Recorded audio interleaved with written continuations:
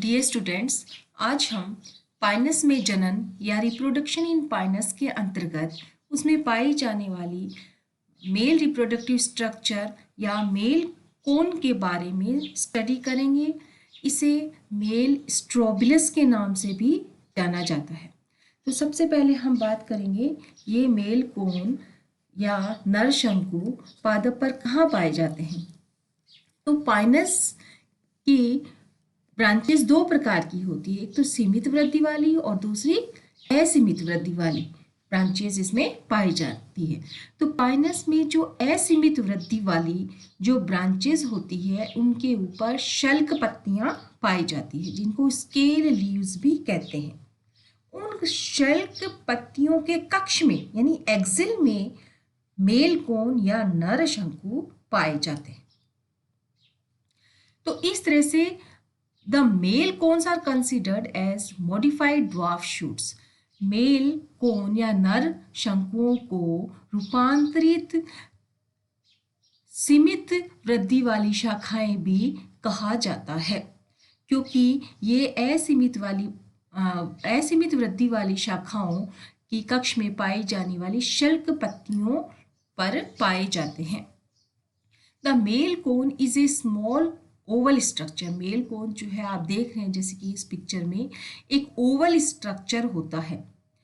It consist of A centrally located cone axis surrounded by numerous spirally arrange microsporophylls from 60 to 150। तो इस कोन के मध्य में इसका अक्ष होता है, जैसे इसको अक्ष कहते हैं, और इस अक्ष के चारों ओर सर्पिल रूप से व्यवस्थित माइक्रोस्पोरोफिल्स या लघु बीजाणुपर्ण पाई जाती है। जैसे आपको यहाँ पर ये दिख रही है माइक्रोस्पोरोफिल्स। ये माइक्रोस्पोरोफिल या लघु बीजाणुपर्ण लगभग संख्या में 60 से लेकर 150 तक होती है। The microsporophyll is a membranous stalked and रफली ट्राइंगुलर स्ट्रक्चर। ये माइक्रोस्पोरोफिल कुछ तिकोने आकार की और इनमें स्टाक पाया जाता है और मेम्ब्रेनस प्रकार की होती है। The terminal expanded sterile part of microsporophyll is known as apophysis. इस माइक्रोफिल के ऊपर का जो स्टेराइल पार्ट होता है उसको एपोफाइसिस कहते हैं। इनको आप इस डायग्राम में देख सकते हैं। जैसे सबसे पहले ए जो डायग्राम है वह मेल कोन या नर शंकुओं के एक समूह को दिखाया जा रहा है। इसका अर्थ है मेल कोन जो है समूह में उत्पन्न होते हैं और मेल कोन के बनने से शाखा की वृद्धि नहीं रुकती है, क्योंकि इनमें ग्रोइंग एपेक्स जो है उसका यूज मेल कोन बनाने में नहीं होता है। बी डायग्राम जो है वह एक मेल कोन को दिखा रहा है,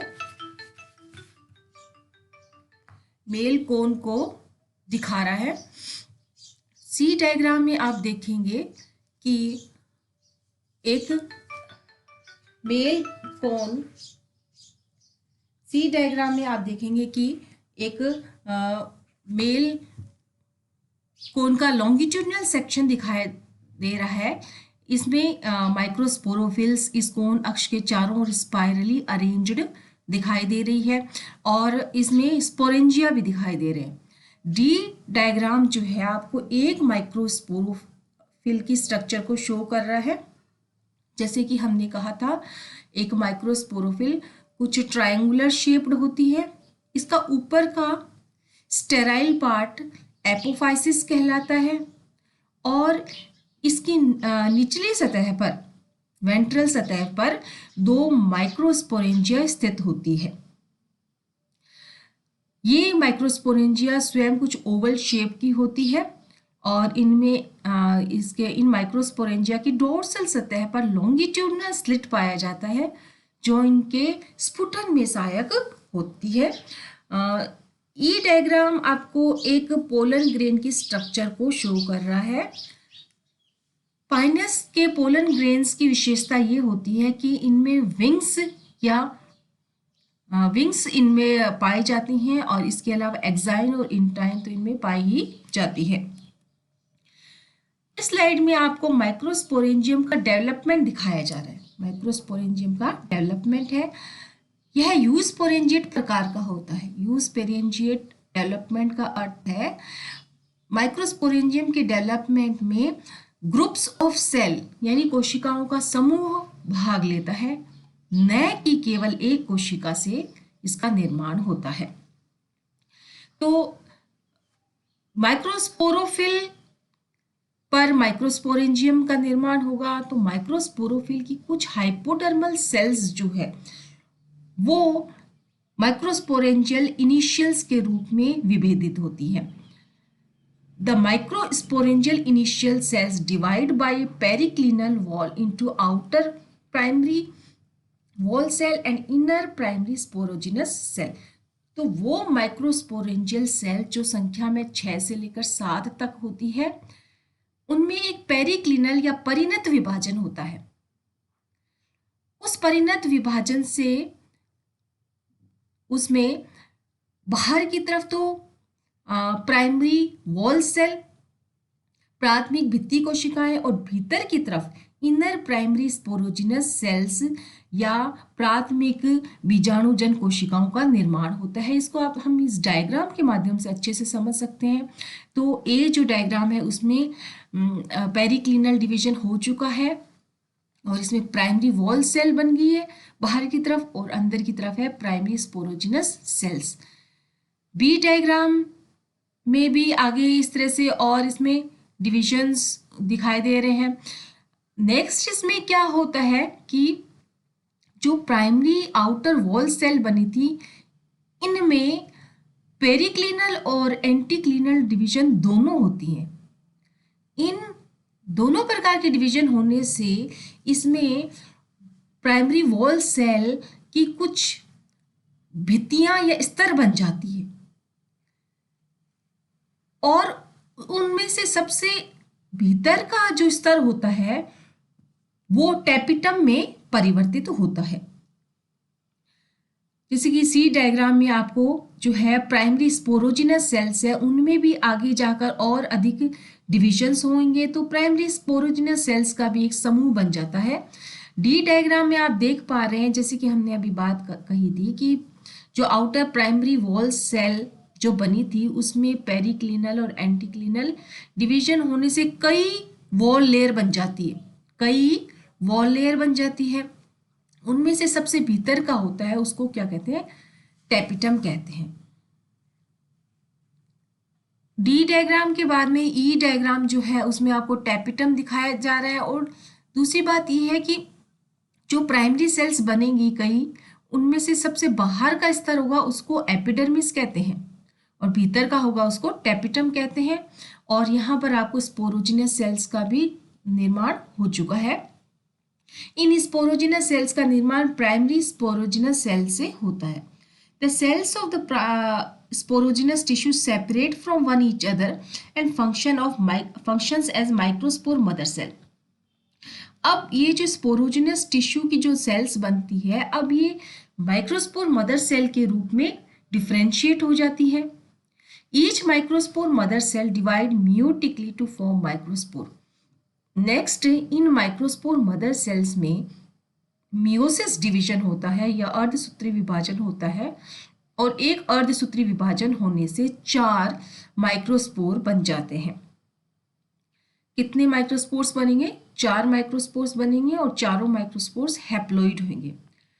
मियोसिस होने के बाद में यानी उनके न्यूक्लियस में डिवीजन होने के बाद में वहाँ पर वॉल फॉर्मेशन होगा, सेल वॉल का फॉर्मेशन होगा, और सेल वॉल के फॉर्मेशन होने से 4 सेल्स का फॉर्मेशन हो जाएगा, 4 कंप्लीट सेल्स बनेगी।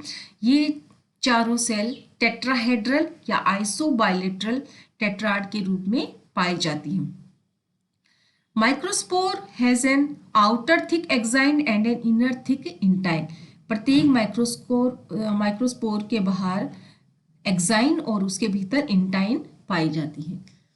एफ डायग्राम आपको क्लियरली इसमें वॉल्स, एफ डायग्राम में आप देखिए सबसे बाहर की तरफ इसमें एपिडर्मिस, उसके बाद में वॉल लेयर, सबसे भीतर टैपिटम और माइक्रोस्पोर मदर सेल्स दिखाए जा रहे हैं। जी डायग्राम में माइक्रोस्पोर मदर सेल में मियोसिस डिवीजन या अर्धसूत्री विभाजन हो चुका है और उसमें स्पोर टेट्राड बन गए हैं। एच डायग्राम में आप देख रहे हैं पोलन ग्रेन्स का निर्माण हो चुका है और ये पोलन ग्रेन्स, इसमें हमने पहले भी बात की थी, पंख युक्त तो होते हैं या विंग्ड पोलन ग्रेन्स इसमें पाए जाते हैं। माइक्रोस्पोरेंजियम का स्फुटन किस प्रकार से होता है? तो माइक्रोस्पोरेंजियल की जो भित्ति होती है उसमें एक लॉन्गिट्यूडनल लाइन होती है, उस लॉन्गिट्यूडनल लाइन से इसका स्फुटन होता है और यह लॉन्गिट्यूडनल लाइन इसके पश्च सतह पर डोर्सल सरफेस पर स्थित होती है और पूरी मैच्योरिटी होने के बाद में उस डोर्सल सतह की लॉन्गिट्यूडनल स्लिट से इनका स्फुटन होता है और कुछ येलो कलर के माइक्रोस्पोर्स का उन स्लिट से, उस दरार से इनका रिलीज होता है। The microspore are release in such a large quantity that pine forest appear yellow at the time of dehiscence of microsporangium. This is called shower of sulphur.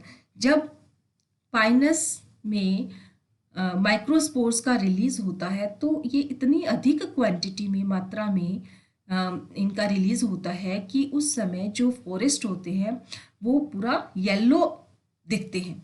तो इस कारण उसको वहाँ पर सल्फर की शावर के नाम से, उसको, उस घटना को शावर ऑफ सल्फर के नाम से कहा जाता है।